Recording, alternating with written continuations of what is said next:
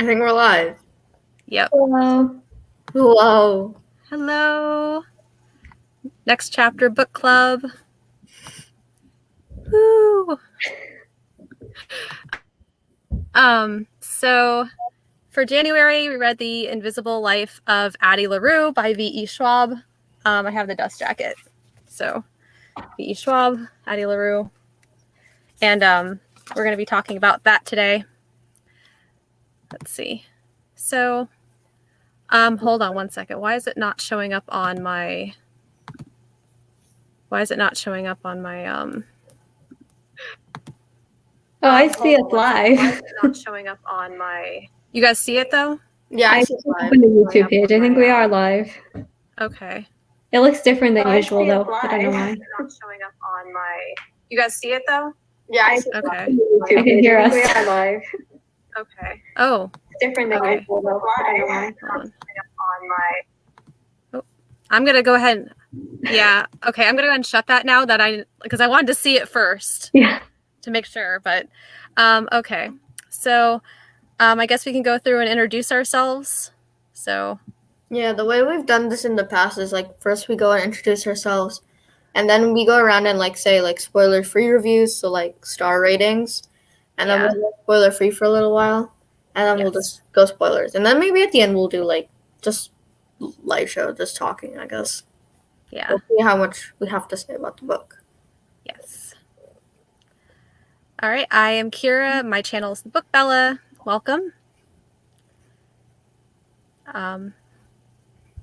I'm Sakrup. My channel is Sakrup Books, and yeah, that's me. And I'm Elise. My channel is The Petite Punk.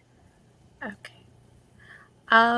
So I really enjoyed The Invisible Life of Addie Larue, and I ended up giving it a 5 out of 5 stars. It was actually one of my most anticipated reads for 2020, so I'm really excited to talk about it.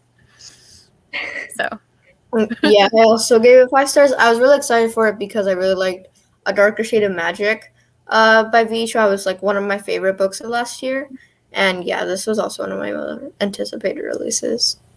And then this is probably my first fantasy book in years that I've rated over 3 stars. I think I gave it either 4 or 4.5 stars. I don't remember, but I really liked it. Why don't you rate fantasy above like 3 stars? Fantasy is not my favorite genre at all, and I always try to read it anyways because I feel like it's BookTube's favorite genre. So I keep seeing all these glowing reviews, and I always think like maybe that will be the one, and then I never like it anyways. But yeah, I really liked this one. I wasn't planning on reading Addie Larue, so I'm glad I did because I haven't enjoyed fantasy in a really long time. Yeah, I felt like this one was more like magical realism though, because it was like the curse and like the devil, but other than that, it was like just New York. So yeah, I felt like it was just more historical fiction. I mean, not historical, magical realism. I guess this is kind of moving into our non-spoiler part of the live show, but I think the reason I liked it so much is because it was definitely more character-based, because I feel like a lot of fantasy books are more plot-driven. Yeah. And I don't care about plot. I just like characters. So I really loved the characters in this book. I loved all of them, even the devil guy. Even if I didn't like who he was an interesting character. Yeah, for me, even if like the plot is boring, if I like the characters, I'll just keep reading.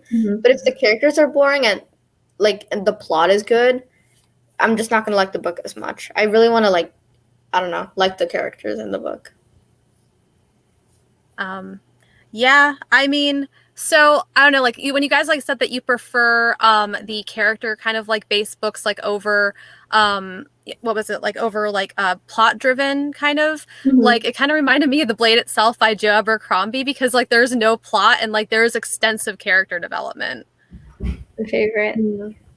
Yeah, so it kind of reminded me of that. Little off topic, sorry, but okay.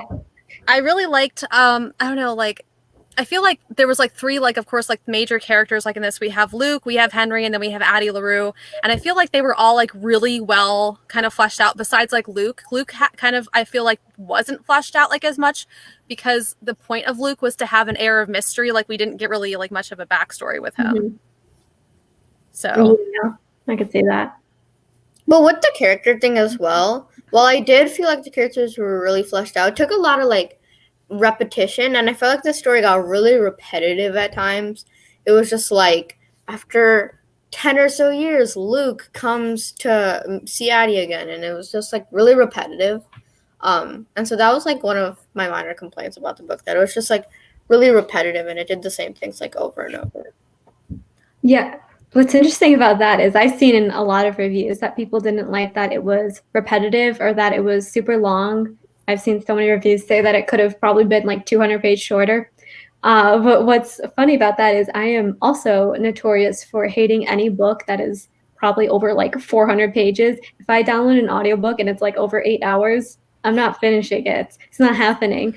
So I was so surprised that I like listened to the entire audiobook of Addie Larue, and it didn't feel like I was sitting there listening to a many hour long audiobook. Like it actually entertained me the whole time. And for once, that's like a unpopular opinion because I saw a lot of people complaining about the pacing. I think it's to do in large part to like how beautiful VE Schwab's writing is. Yeah. It just really sucks you into the story, and it just, I don't know. I love her writing so much. And it's clear she did a lot of research for this book. I know it took her like, I think she said like it took her 10 years to write this book or something like that. It's clear she did a lot of research for this because it's like historical fiction. She had to develop the curse for the fantasy part. It's a lot of research. And I think like she said, like part of like that 10 years too was her just kind of like thinking about it and like and getting ready to write it, because I think like it almost like I almost got the impression like earlier like on she didn't feel like this, like she was ready to write it because like she was still kind of like off doing other things. But I mean I feel like she waited till like she had like all the tools like in her belt, like and was able to develop the story like the way that she wanted to. So yeah, definitely. I think like regarding that point, the book to me felt, I don't know how to describe this, like almost simple in a way, because that's why I put down a lot of fantasy books. I don't like books that make me think a lot about like the magic system or the world building. I just get lost in that and get confused trying to picture things in my head. But this book was so good at taking a relatively simple concept and then turning it into this book with complex characters and very unique flowery writing. I know not everyone likes flowery, but I thought it was really well done, and I really loved that balance. Yeah, I think the curse was really interesting. It was like it was simplistic, but it just worked. Like there were no like plot holes with the curse, which I was definitely not expecting because it's definitely a really like out there curse. Yeah. I really liked I don't know, like I feel like this book like was like a little bit more like flowery in terms of like writing like than her other books in like a lot of ways. And this book was definitely like, it had definitely like a lot more like adult content. In her previous books, like like you didn't like really have like any of the adult sexual scenes, like that we saw in this book. I feel like she kind of like really like dove like into that aspect of it, like for the sake of like the rawness of the situation and like the emotion like that went with it. So I feel like this was definitely like a step like like in a different direction for her, but I feel like it worked really well. Yeah, definitely. I think it's definitely due to No, go ahead. I think it's definitely due to the fact that it was like adult fantasy, and adult fantasy is typically a little bit longer than young adult fantasy, and that's also a big part of like why it's repetitive. Maybe she was like trying to make it longer, but yeah, it was definitely longer than her other books. Yeah. And I definitely agree with you. Like the whole, like, Luke, like coming back, like every few years definitely felt like very repetitive. I also feel like too, like at times, like the reason like why maybe she brought him up was because like, maybe it was more like along the lines like of her feeling like that those moments that she was with Luke were almost defining moments like in the 300 years she spent like wandering the earth. Yeah, because that's the only like person who's gonna remember her. Well, he's not a person, but like that's the only being that's gonna remember her. Yeah. So that's definitely really important. Yeah. And I mean, the tension in the scenes was always like really good. I was always like on the edge of my seat waiting to see like what Luke was gonna do. Yeah. Did you like the idea of the curse, the whole you're not going to be remembered by anyone thing. Because I saw a lot of people complaining that was, I don't know how to describe it, like, I don't know, like kind of cringy in a way, or like no one's going to remember me, whatever. Because personally, I really liked it, and like I almost related to it in a way. I mean, I'm not cursed by the devil that I know of, but yeah, I liked the quotes revolving around that curse because I feel like that could definitely be applied to more not magical things and just real life things. Yeah. I actually really like the curse. I like read reviews of it on Goodreads. I didn't see that people like didn't. I really like the idea of the curse because it like explored the theme that the book was trying to go for about like how do we be remembered, like do you want to be remembered, and I think it did that. So shortly after I read The Invisible Life of Addie Larue, I read another book called How to Stop Time by Matt Haig, which is actually like a very similar like an idea, like except for the guy like has a illness like that causes him to age much more slowly, and so people remembered him and he had to like move around like every 10 years or like so that people didn't notice that he wasn't aging at the same rate as everybody else. So I feel like the reason, like I feel like her adding that element in to the book, like where people don't remember her, actually only simplified like the storyline like just like a little bit more. Like you didn't have to like worry about like a bunch of like mobs coming after her. You didn't have to like worry about like her accumulating like any additional enemies besides Luke. And I feel like it kept like that allowed like the stage like to be kept like to mainly 3 characters like versus like a whole like crowd. Yeah, that's a good point. One thing that I kept seeing in reviews, now it's clear that I only read 1 and 2 star reviews, if you couldn't tell by now.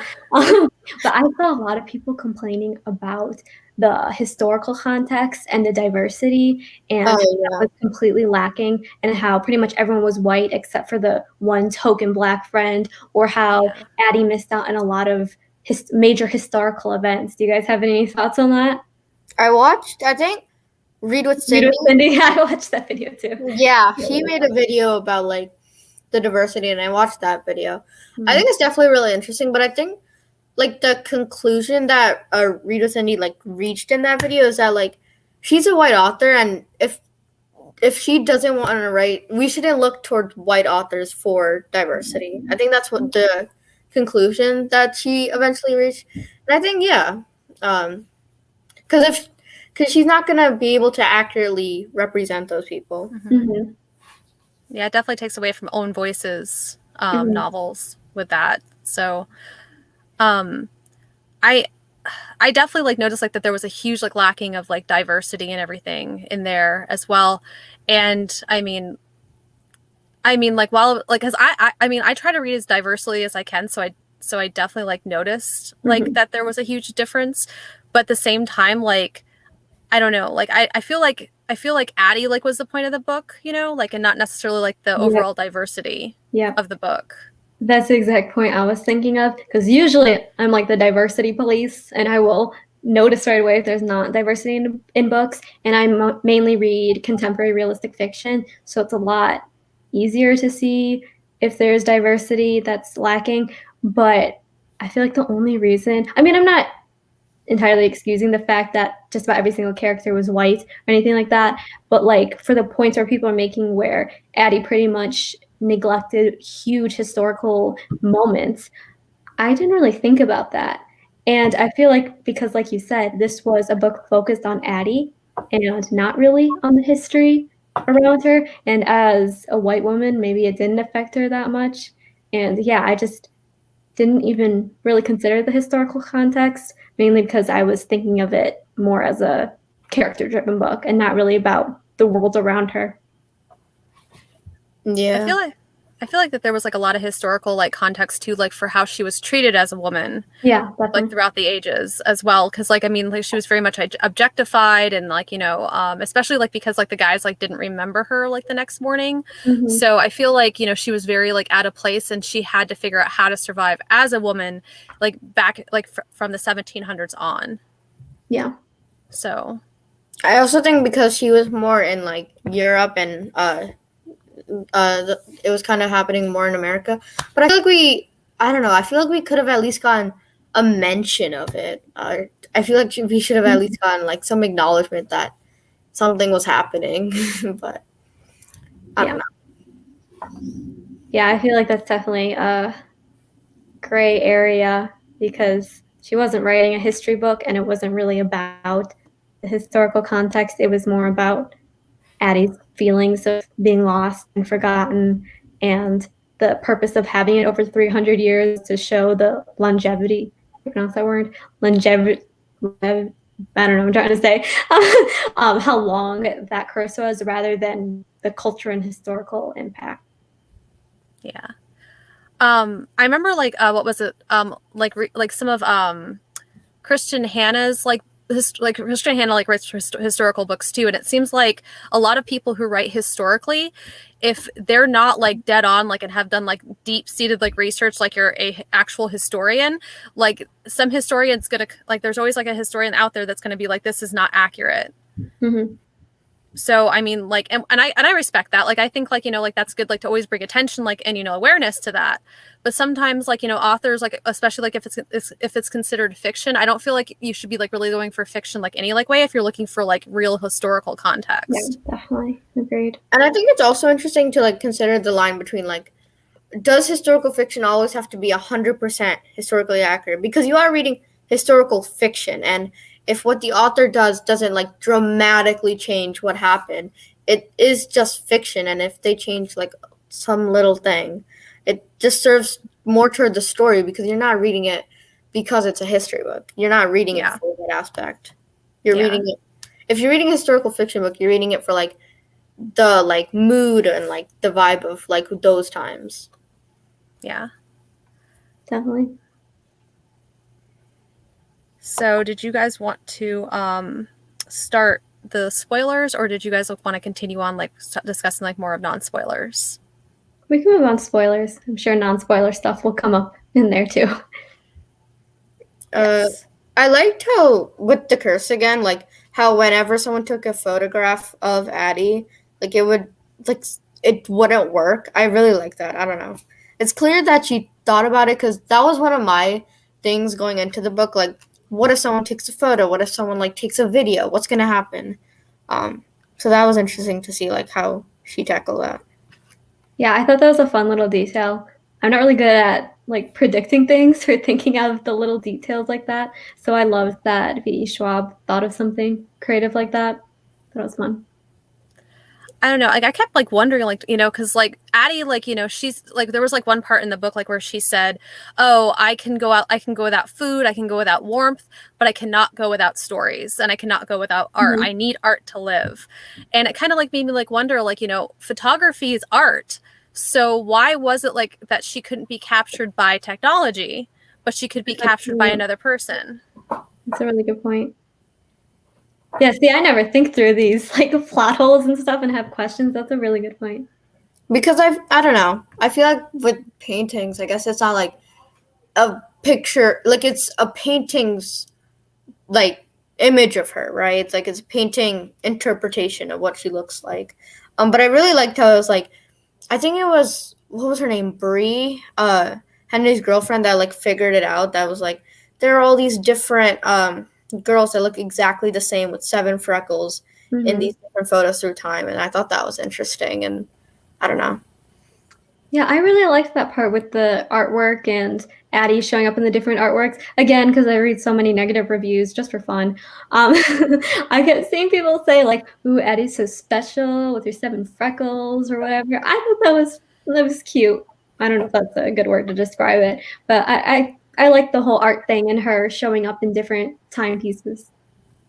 What did the 7 freckles mean? Do you remember what they had to mean something, right?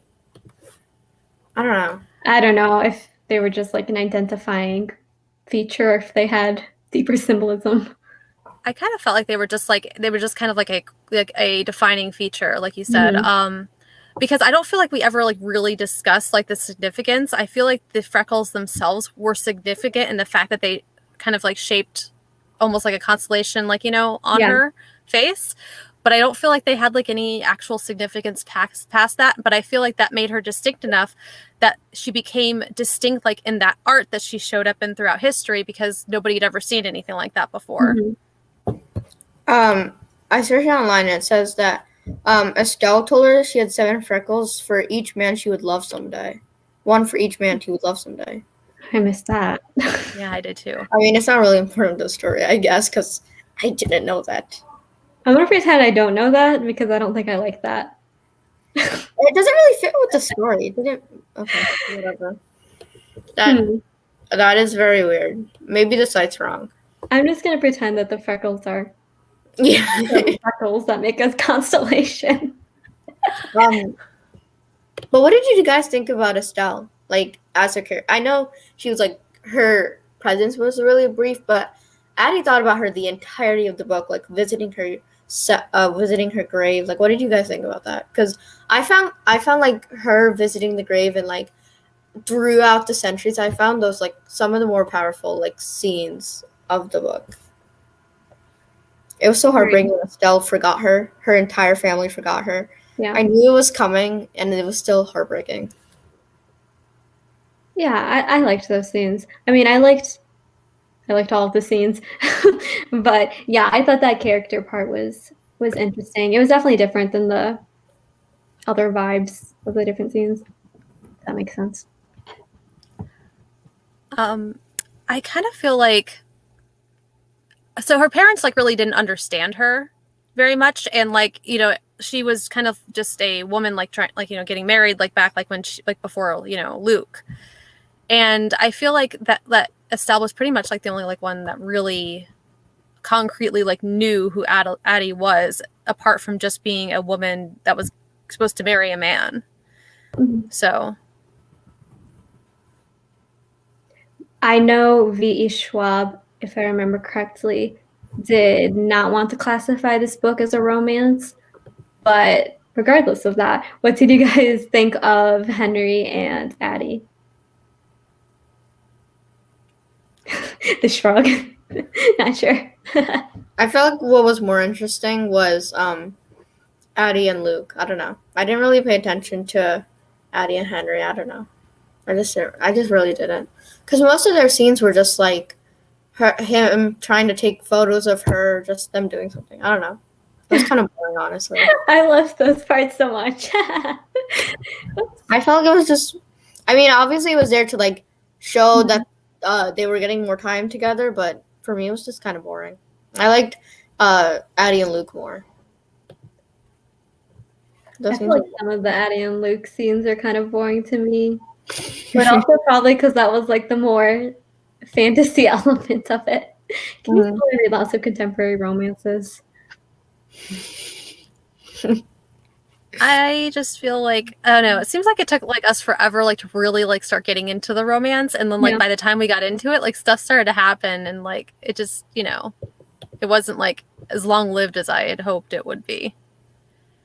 Yeah, that's a valid point. I don't know why I got so excited when Addie found out that Henry could remember her. I don't know. I mean, I wouldn't say they were that special of a relationship compared to other books I read, but I just thought that little element of their two conflicting curses was interesting. I wasn't expecting it to take as long as it did, because we knew it was gonna happen in the summary, in like the summary of the book. So I wasn't expecting it to take as long as it did for us to actually get to them meeting.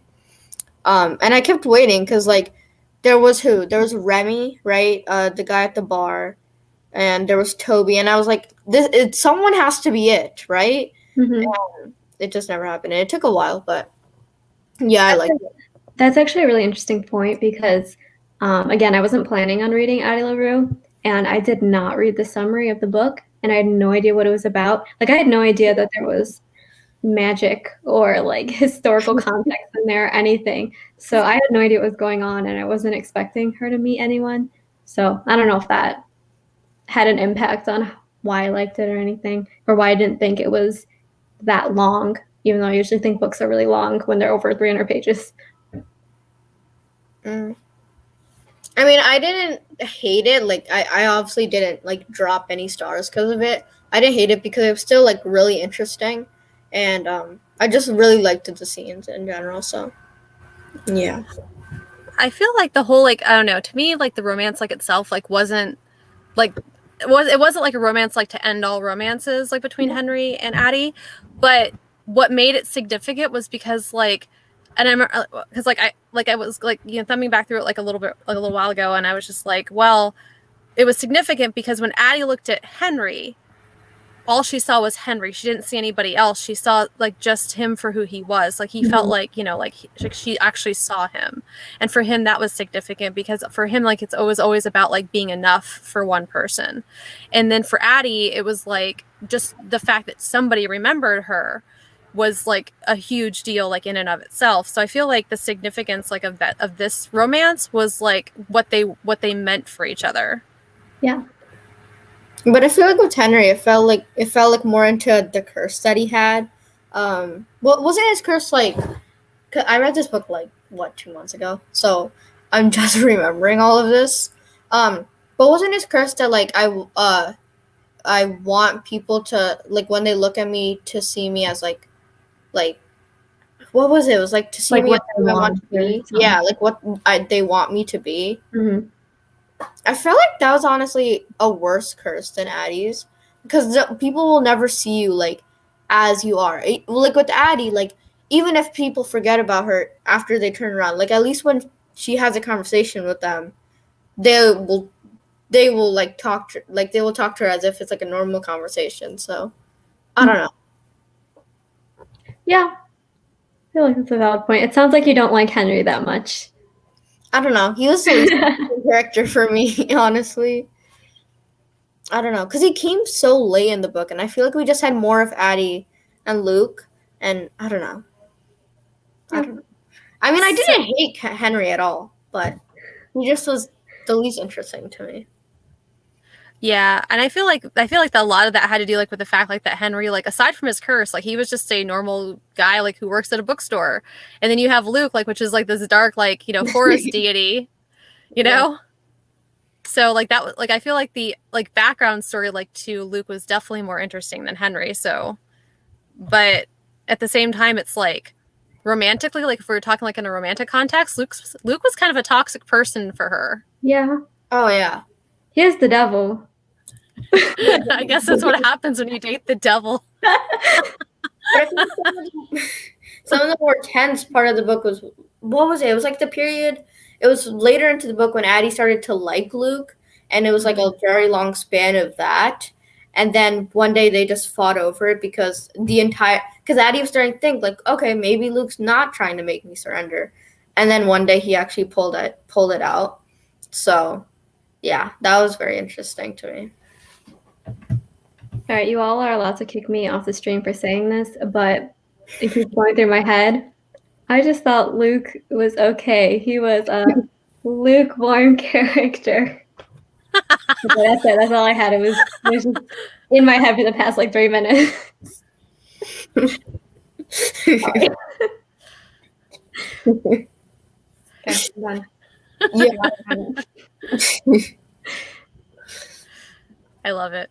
Thank you. I mean, yeah, we weren't supposed to like him, right? We weren't.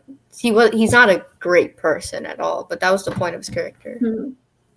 Yeah, but he was definitely interesting. Did you like Addie at least? Yeah. I liked Addie. I thought she was really interesting, and obviously, VE Schwab was able to explore like all the themes and like the power of stories, the power of words, being remembered, and I think Addie was like a really interesting, introspective main character. She was a good main character. I wish we got more of what was her name, Samantha, like the girl Addie lived with for a little while. And the painter girl. Wait, that sounds familiar. Oh, the one that she kind of had like a romance with? Yeah. Well, I missed that. We never really got that much of her. No, we didn't. But I thought she was really interesting. Yeah, I guess that is one thing that was, I wouldn't say disappointing, but that I would have liked more of. Beyond the 3 main characters, Luke, Henry, and Addie, everyone else was just kind of there just to be there. You didn't get anything else from them. Yeah. I mean, it's kind of hard for Addie to build a really large cast around herself when everyone forgets her. So very true. Mhm. Sounded very sad. I feel like I don't know if VE Schwab's gonna do this, but it'd be really cool to see like a sequel of this book, or I don't know, like something like the Ballad of Songbirds and Snakes or something, but where we see like the gods of the day, because we only really saw like one god, the gods that answer after dark, right? I really want to see like what the other gods are like, and if there's like any like hierarchy there or anything like that. I feel like that'd be interesting. Yeah. Well, it'd be like. Oops, sorry. Go ahead. Just to add on like to that, like really quick, like I think it'd be like really interesting, like that because she always like writes her books like in like standalones, but like good good sequels, like also like if she decides to do like a second one. But I really kind of like hope like that if she does happen to write like another book, which I feel like this book did so well, like that eventually, like why wouldn't she? Because she left it, like the way she did. Like if we see like her like figuring out like how to like twist Luke, like into her, like and have him at her mercy. I don't know. That'd be kind of an interesting plot line. The book definitely did leave on a cliffhanger though, with like Addie like being like, okay, I'll be with you until as long as you want. And I was like, what is she trying to do? But I was like, maybe there's some like wordplay here.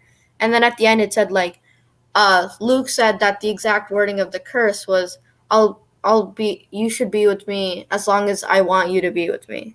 So I think that'll be interesting to explore, especially, and also the book about Addie.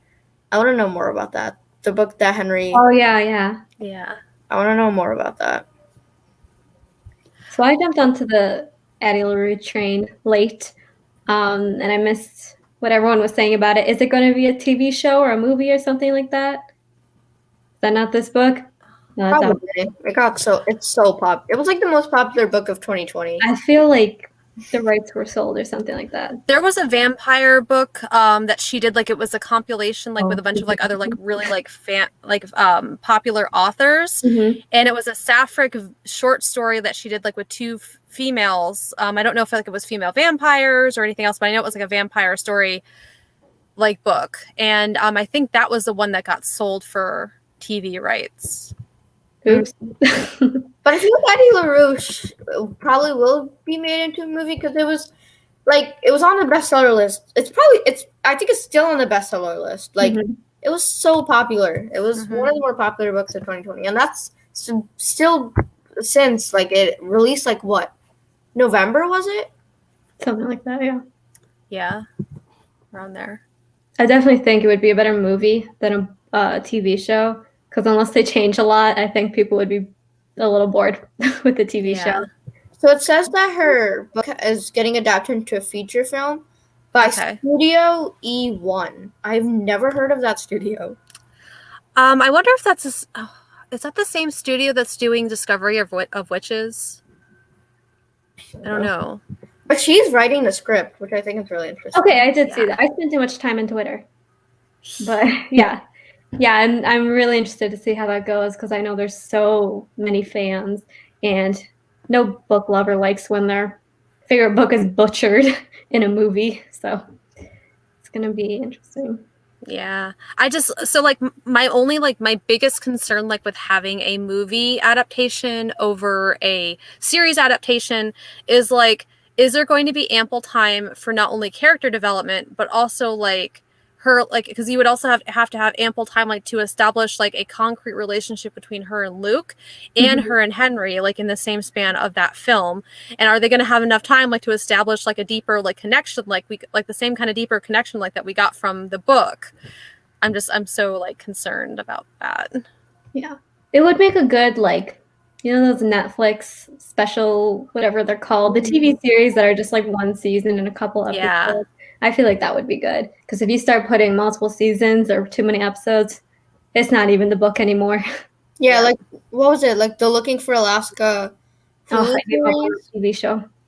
Oh, I haven't watched. I don't have Hulu, so I Yeah, I heard don't it, either.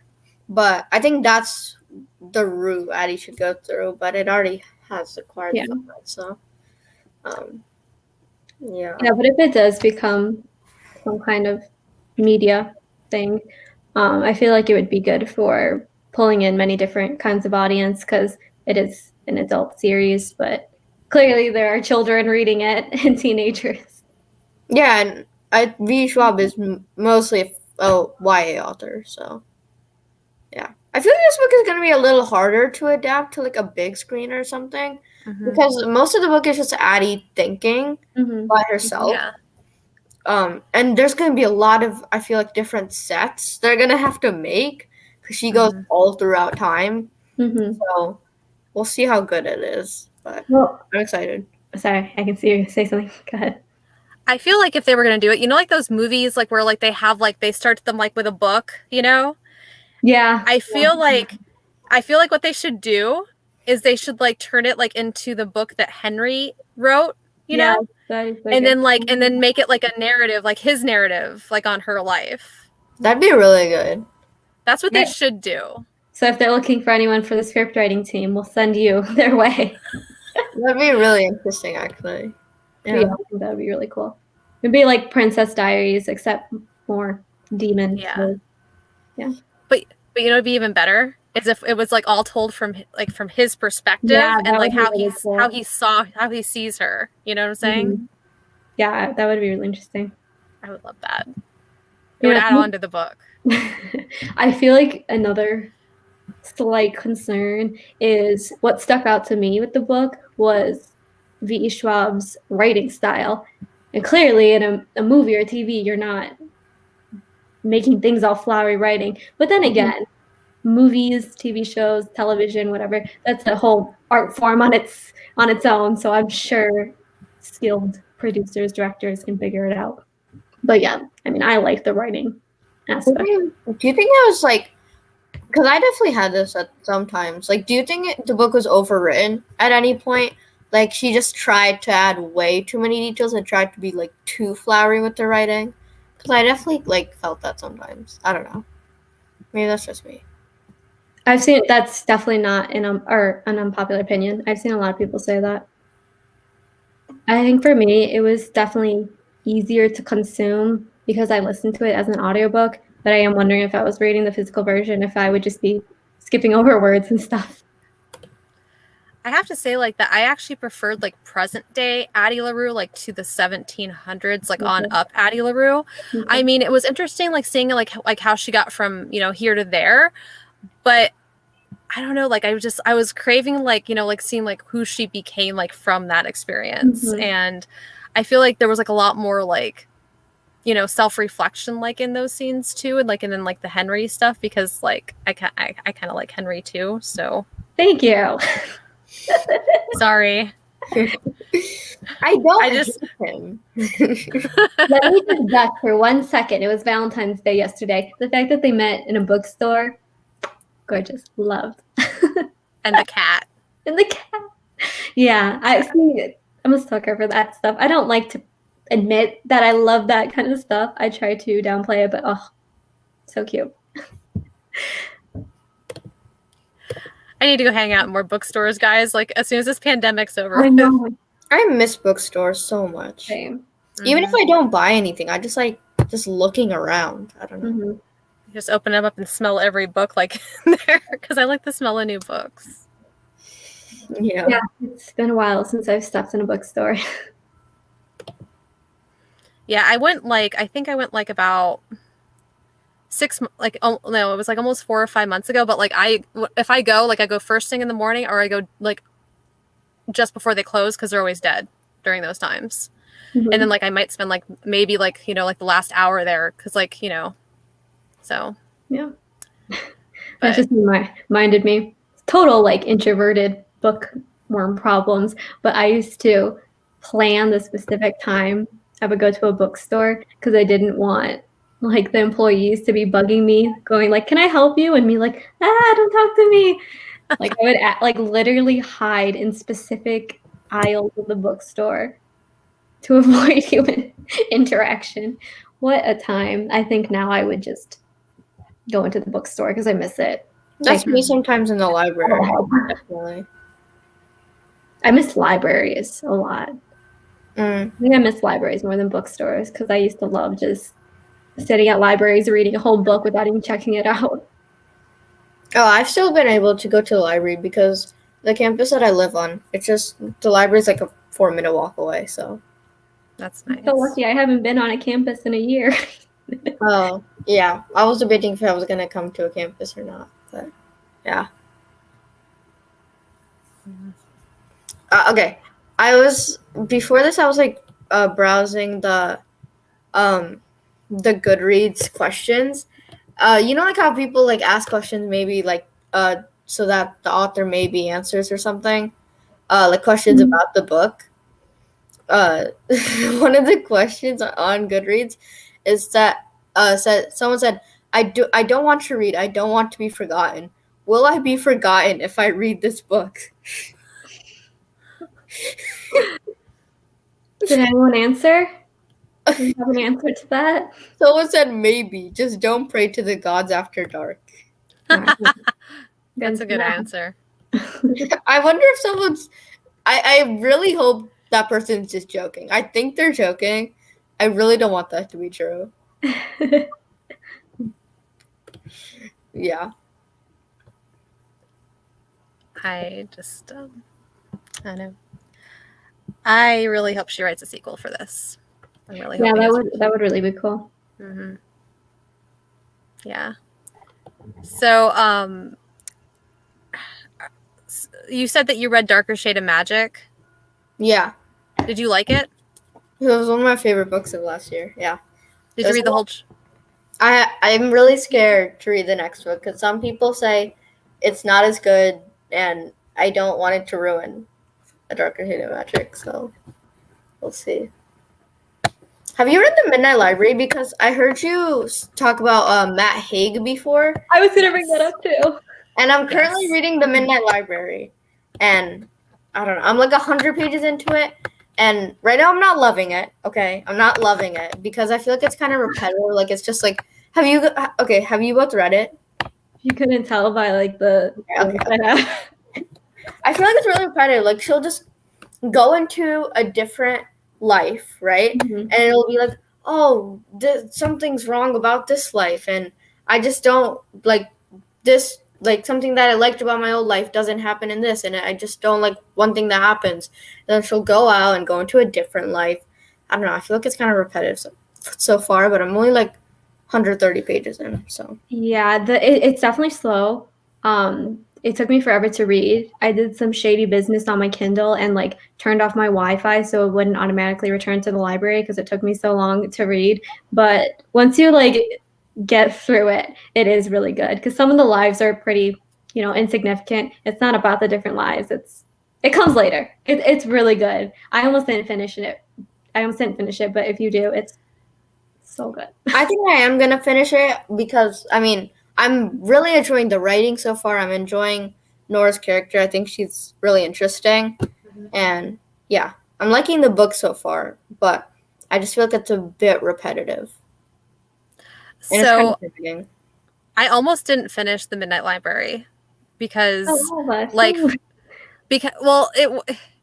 I was reading it and like I was feeling like very like emotionally like vulnerable like reading it because like so many things like hit me. Like it just like I feel like I kept getting punched in the gut. And I almost didn't finish it because like I'm just like, oh my God, this is so hard to read because like I just feel like this he's just pointing out like all of these things and like it was like a mirror. Yeah, definitely. And then I started getting through to it, but like it like hurt me and then it healed me like in the same like span of the book, and I'm just like, oh my God, like how could I ever be the same again after reading this? I think that's literally what my Goodreads review says, pretty much. That's all. Like I keep reading the Goodreads reviews, and that's what all I'm saying. I don't know. I just don't feel it yet. But you gotta push through it. You have to get past just like her sifting through different lives. You have to get to like the meaningful discussion parts. It hits. Although I do feel like it's more impactful if you relate to it in a way. Like if you what's the main character, Nora? Yeah. Yeah, I feel like if you feel like you're Nora, it's probably gonna be more emotional for you. I mean, I really resonated with Nora's character. So spent lots of time Googling books like Midnight Library. Could not find anything exactly what I was looking for. But yeah, it was Yep. so good. So good. One of my favorite books of last year, definitely, like, so good. Mm-hmm. Yeah, I was actually so glad that I liked it because I told my grandma that I started a booktube channel, and she was like, okay, I don't like to read, but okay. And then I got a text from her a couple weeks later. I saw this book online. You should read it.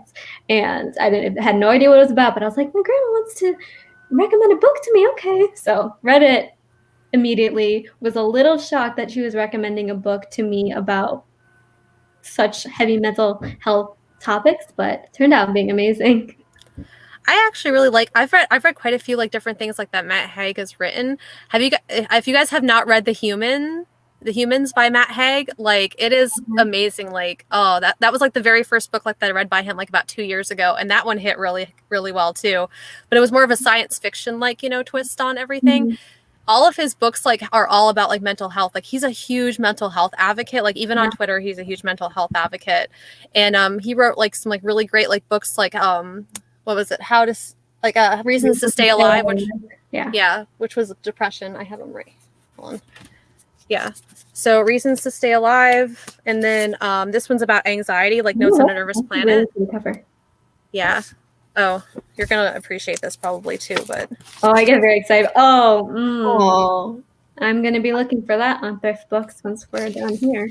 Yeah, but like, so I don't know, like I have really bad anxiety and depression, and like these books, like I keep these like next to my bed. These hit for me like really well. Like he's so good like with mental health stuff, and I recommend like anybody like that wants to either understand like people with anxiety or depression, or like like wants to understand it like better. Those are like the great books to read. So okay, definitely gonna have to check those out. Though that's my favorite type of book ever. So good to know. Thanks.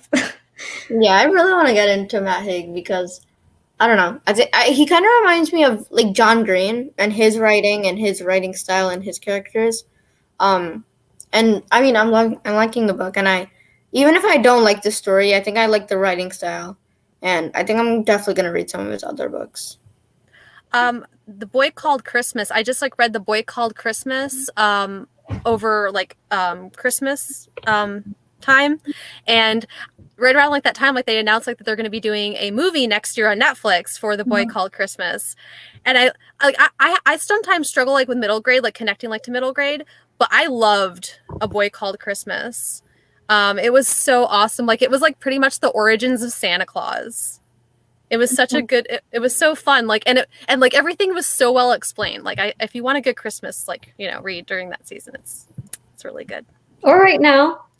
Doesn't have to be during the season. I might be checking it out from the library soon now that you recommend it. I don't know. I'm a huge Matt Haig fan. So, but have you guys like I don't know, like is there any like good superhero books that you guys are like looking like to read? Do you guys like superhero books? Funny enough, from my vault of artifacts from 2013 and 14, I have my huge X-Men poster, if that counts for anything. Just hanging out. I love it. I love it. I don't have any actual superhero books that I can think of.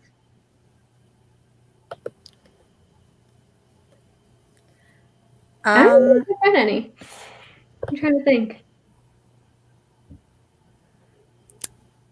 I still have to read Renegades by Marissa Meyer. Oh yeah, I'm still not thinking about it. Yeah, okay. I have not touched but have heard of. I don't know. I heard like that like there's like a good villain arc, and I love villains. I really love villains.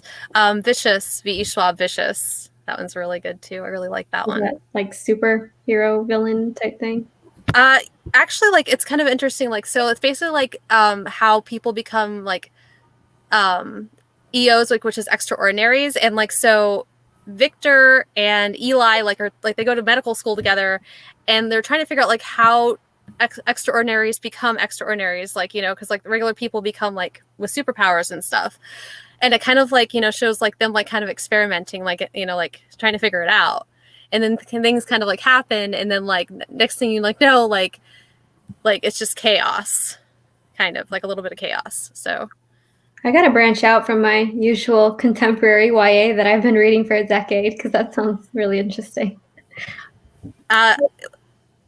sorry. I think that some authors in Marvel like did these collaborations. I know Nick Stone. She did a book with Marvel about, I think, Shuri. Ooh. And I think it's middle grade, but I definitely know that some authors have done like collaborations with like Marvel and DC and written like books about like the main characters or like side characters. Yeah. I'll have to take a look at that. My biggest complaint like with Marvel, because like I've tried to read some of the Marvel like books, like I'll get like in like to the first like 2 or 3 volumes of the book of like the series, and then they'll try to branch you out like into other series, like, and they'll try to like to do collaborations and stuff, and then you have to go out and like get like all of those, you know, like in that series, like to see like where like they're coming in at, like, so it's more significant. And it's like, I don't want to do that. Like I want everything compact and confined, like, you know, I don't want to have to hunt for it. Marketing wise, that sounds like a fantastic idea. That would Oh, yeah. definitely make me quit reading. I don't like when I have to really put a lot of effort into my reading for fun.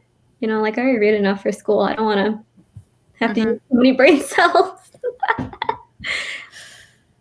It's just pain. You know, they started like what was it, like the DC like Supergirl, like, and all like those, like they started doing like that. I heard like, and I didn't watch those, but like I heard like they started doing like that in those series also, like those TV series, like where they were trying to do like collabs and stuff. And I keep telling, like I was just like, you know, if I got hooked like on one and didn't like the other, like I just wouldn't want to watch.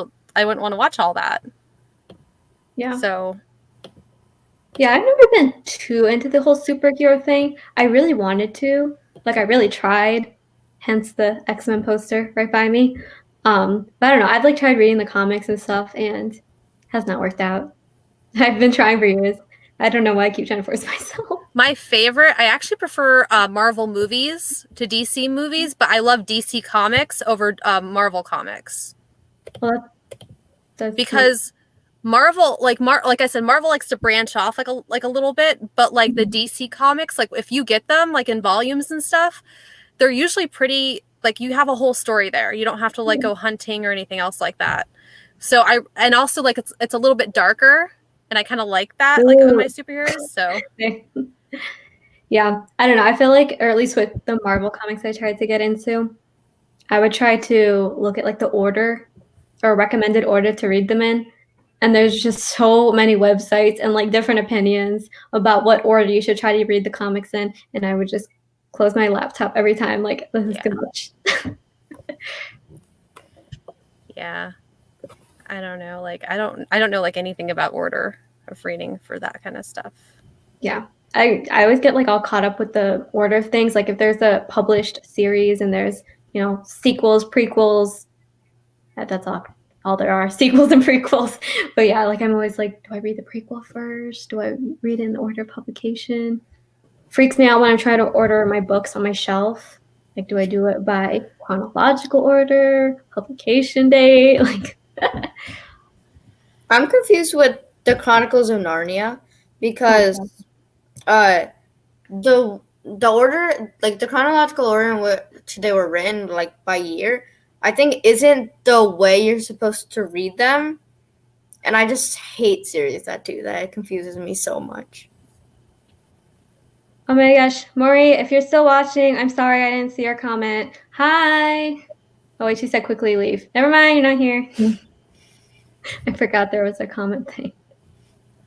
Yeah, it hasn't been like we got somebody commented, so that's okay. This has been a great conversation. Yeah, me too. Any final thoughts about Addie Larue? It's we're about an hour into this, so almost. Read it even if you don't like fantasy or adult or historical fiction. Those are all my hated genres, and I like it. Read it. There you go. Yes, definitely read it. I know, like, I also feel like some of the writing, like the flowery like writing, also kind of like reminding me like a little bit of like just a touch like of Lanny Taylor too, because like Lanny Taylor like did Strange the Dreamer, and like she also had like very flowery writing, and it wasn't like, I wouldn't say like it like Addie Larue like is as flowery as Strange the Dreamer, but it's definitely got some floral arrangements to it. So Yeah, that's something that I saw in one of the reviews. yeah. All right. Well, this this was an amazing conversation, and Yes. So anybody that joined us, thank you guys like so much for coming and hanging out and listening. So do we remember like what we're reading next month the for Poppy War. the Poppy War? Okay. So check out our Goodreads page. I don't remember if I linked it like to the bottom of like underneath the video, but I will be linking it like after like it posts. So just come, we got a Goodreads, and come hang out. Poppy War next month. So thanks for joining us. Thanks for having us. Thanks. Thank Bye. I gotta end broadcast.